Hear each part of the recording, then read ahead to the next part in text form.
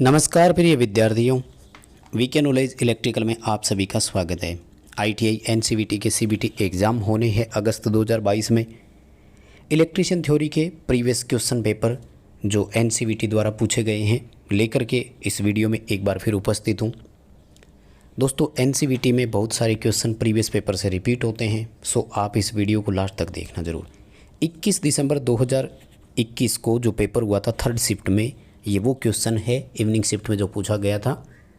सभी क्वेश्चन को आप देखना, आपके पेपर में भी क्वेश्चन पूछे जाने की पूरी संभावना है। 38 क्वेश्चन आएंगे, पूरे चांस रहेंगे ये क्वेश्चन आपको देखने को मिलेंगे।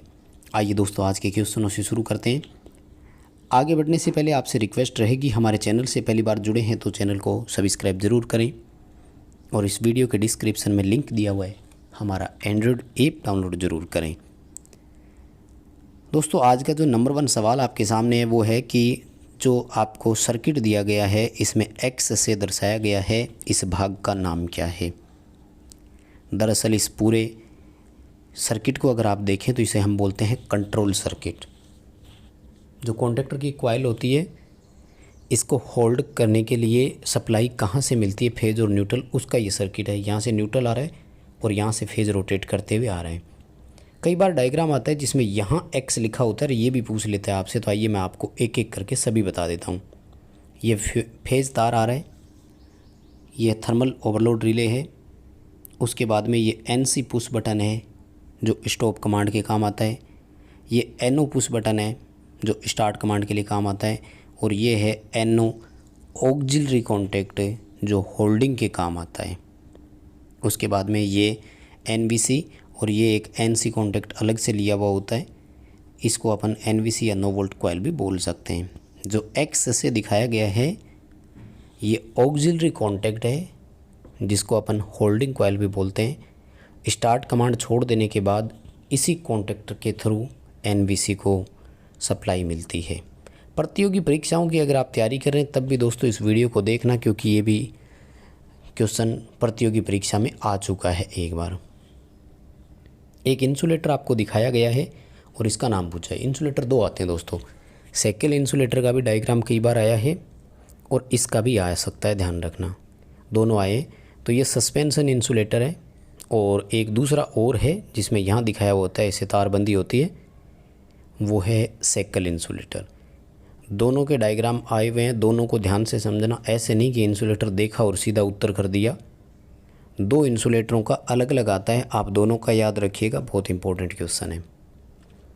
आगे देखिए, डीसी जनरेटर का आपको एक भाग दिखाया गया और इसका नाम पूछा है। देखो, ये है 20 स्लॉट कटे हुए आर्मेचर में दोस्तों, और जो कंस्ट्रक्शन आप देख रहे हैं ये आर्मेचर की कोर कहलाती है। आर्मेचर कोर लेमिनेशन है, सिलिकॉन स्टील की ये बनती है और लेमिनेटेड होती है। सिलिकॉन स्टील की इसलिए बनाते हैं ताकि स्ट्रेसिस हानि कम हो, और लेमिनेट इसलिए करते हैं ताकि एडी करंट हानि कम हो। एक ये मोटर का डायग्राम है, पिछली बार हर पेपर में आया था दोस्तों, हर दिन, क्योंकि सीबीटी एग्ज़ाम शिफ्ट में होते हैं, कई दिन तक चलते हैं। लेकिन लास्ट टाइम जब पेपर हुआ तो ये जो है वो हर एक में आया था लगभग। देखो, सेंट्रीफ्यूगल स्विच भी लगा हुआ है, यहाँ पर कैपेसिटर भी लगा हुआ है। सेंट्रीफ्यूगल स्विच जैसे ही हटेगा तो कैपेसिटर और स्टार्टिंग वाइंडिंग दोनों हटेगी। इसका मतलब क्या है? इसका मतलब ये capacitor start induction run motor है, यानी कैपेसिटर से स्टार्ट हो रही है लेकिन बाद में इंडक्शन मोटर की भांति चलेगी। परमानेंट कैपेसिटर मोटर तब होती जब सेंट्रीफ्यूगल स्विच नहीं लगा होता, और डबल कैपेसिटर मोटर तब होती जब यहाँ पर एक कैपेसिटर और लगा रहता इस जगह पर। तीनों मोटरों का डायग्राम आया था बारी बारी से, इसलिए आप तीनों मोटरों के डायग्राम को ही अच्छे से पढ़कर जाएं। आगे देखो दोस्तों, डीसी मोटर में ईएमएफ गणना करने का फॉर्मूला पूछा है। डीसी मोटर का बेक ईएमएफ वैसे ही ज्ञात किया जाता है जैसे डीसी जनरेटर में ईएमएफ।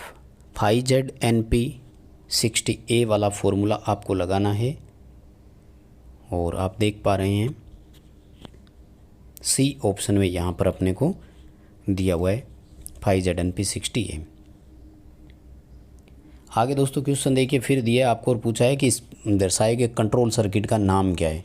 देखो, ये भी कंट्रोल सर्किट वही है, कॉन्टैक्टर की कॉइल है, इधर से ओवरलोड रिले आ रही है, दो फेजों के बीच इसे जोड़ा गया है।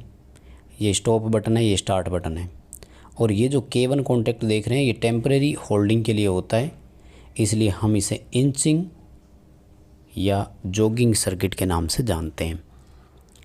इंचिंग या जॉगिंग की ये पहचान होती है कि बारंबार ऑपरेशन के लिए, यानी जब जब ज़रूरत पड़े तब तब हम मोटर को चलाएं।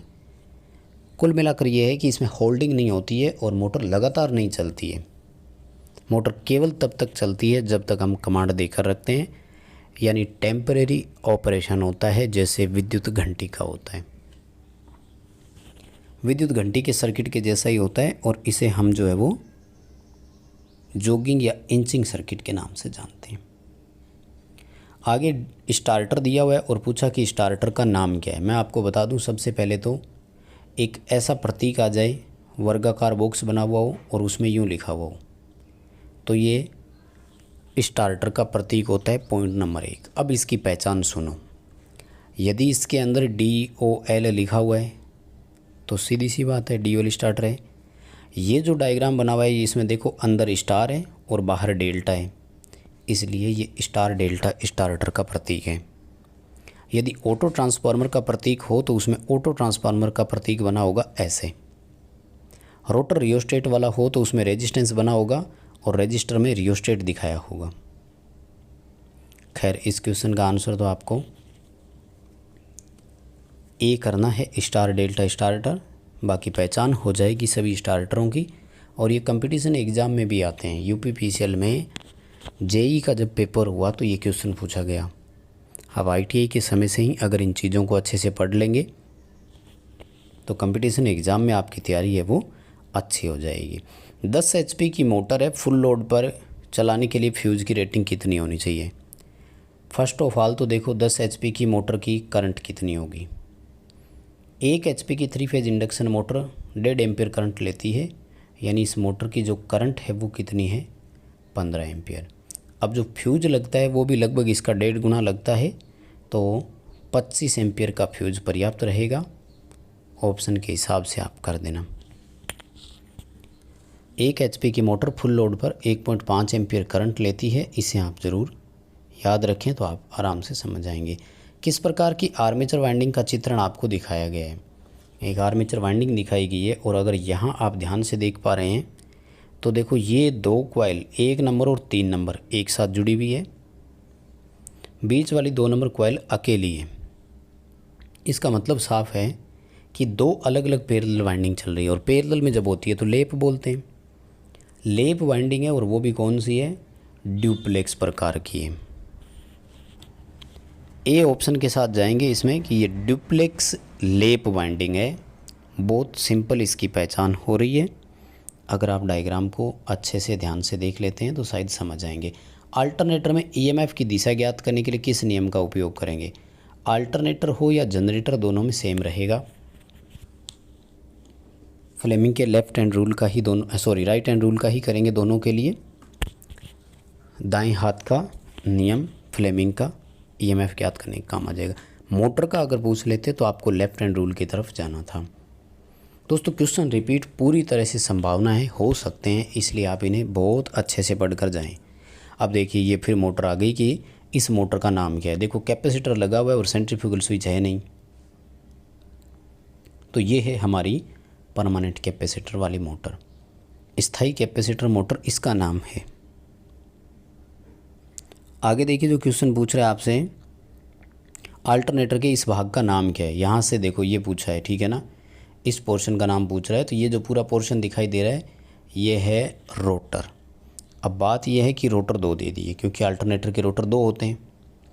तो ये है सेलिएंट पोल रोटर, क्योंकि इसकी पहचान क्या होती है कि सेलिएंट पोल व्यास में बड़ा और लंबाई में कम होता है। आप देखो, इसकी लंबाई बहुत कम है कि नहीं, और ये जो है वो निम्न स्पीड के काम में आता है जनरली।